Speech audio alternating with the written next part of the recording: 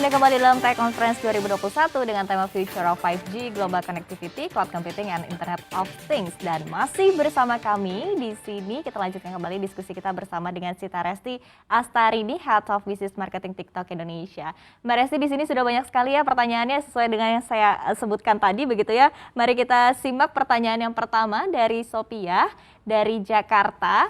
Pertanyaannya adalah TikTok menjadi salah satu platform yang digunakan untuk memasarkan produk-produk UMKM. Nah, akankah nantinya TikTok menyediakan fitur khusus untuk UMKM memasarkan produknya? Apalagi sekarang kan banyak orang yang membeli barang karena racun ya dari TikTok. Racun ini istilahnya pengaruh ya. Nah, ini kira-kira gimana nih, Mbak? Oke, untuk kebutuhan para UMKM sendiri di Indonesia gitu ya, nggak perlu nunggu lama karena sebetulnya sudah ada gitu. Jadi solusi beriklan ini sifatnya mandiri, sangat mudah di-manage, sangat mudah diatur atau di-handle sendiri oleh para pelaku UMKM. Sebutannya namanya in-feed ads gitu.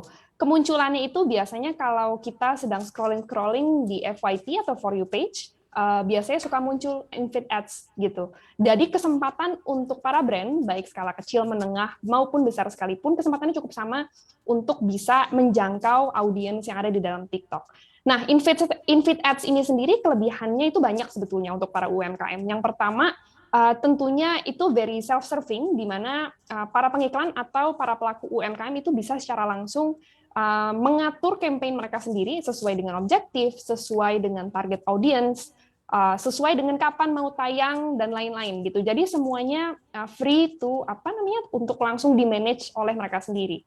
Terus yang kedua, kenapa penting juga? Karena budget yang bisa diatur itu cukup fleksibel. Kita sama-sama tahu bahwa yang namanya pelaku UMKM ini mungkin budget adalah salah satu faktor utama di mana mereka cukup hati-hati dalam menggunakan digital platforms gitu ya.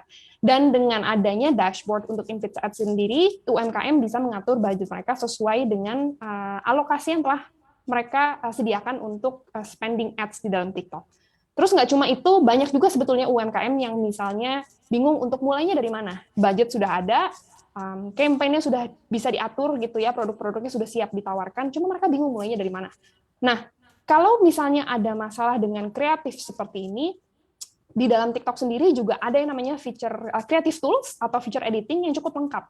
Jadi mulai dari yang namanya editing, menggunakan music-music yang sudah licensed, atau belajar dari tren-tren yang sudah ada, itu bisa dilakukan oleh para pelaku UMKM dengan sangat mudah di dalam aplikasi tersebut. Jadi nggak usah pakai software macam-macam, bikin kontennya bisa langsung dari HP, editingnya juga sudah disediakan, templates, dan lain sebagainya di dalam aplikasi TikTok. Terus kalau kita melihat menilik balik ke kesuksesan yang telah dijangkau oleh para UMKM itu cukup banyak kisah sukses dari para UMKM. Contohnya brand Birmi Beauty, brand Akom itu yang cukup populer di masyarakat Indonesia.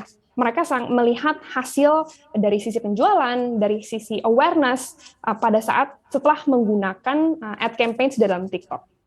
Gitu. Oke, artinya memang sudah beragam kemudahan ini diberikan oleh TikTok begitu untuk para pelaku usaha di dalam negeri. Oke, kita beralih ke pertanyaan berikutnya. Ini pertanyaannya cukup kritis, Mbak Resti. Jadi ini pertanyaan dari Rian Respati dari Jakarta. Pertanyaannya adalah terkait dengan banyaknya pengguna TikTok, bagaimana privacy policy di TikTok dalam hal ataupun juga untuk mengkontrol pengguna TikTok di bawah umur?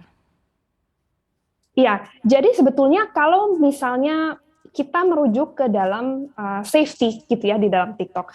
TikTok sendiri sebagai brand kita sangat memastikan safety reasons atau safety measures untuk semua, untuk para konsumen maupun untuk para brand.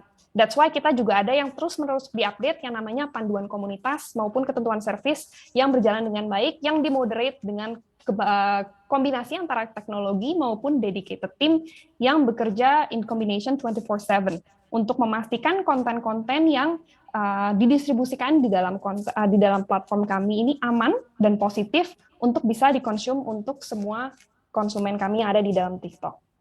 Oke, Mbak Resti ini mungkin terakhir ya, seperti apa Mbak? Mungkin ada closing statement, harapan, atau hal-hal yang ingin disampaikan oleh Mbak Resti sendiri nih untuk para pelaku usaha ataupun juga UMKM atau pengguna TikTok di Indonesia.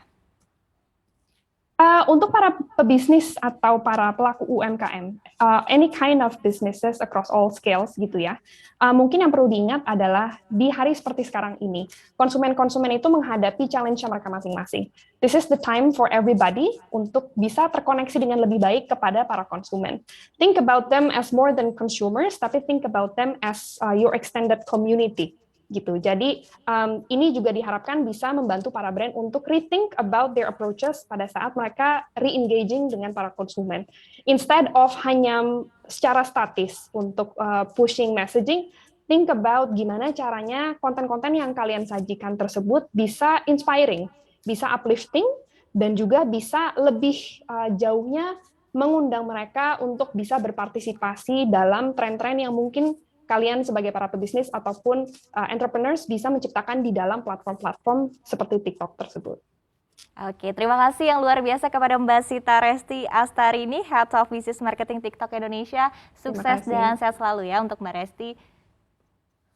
Ya, dan diskusi dengan TikTok tadi menjadi akhir dari seluruh rangkaian Tech Conference hari pertama. Persembahan dari CNBC Indonesia didukung oleh Huawei Cloud, Alibaba Cloud, PT Linknet Tbk, PT Smartfren Telekom Tbk, PT Trimegah Karya Pratama Tbk, Dibayo Network, PT Telekomunikasi Indonesia Persero Tbk, dan Asus OLED.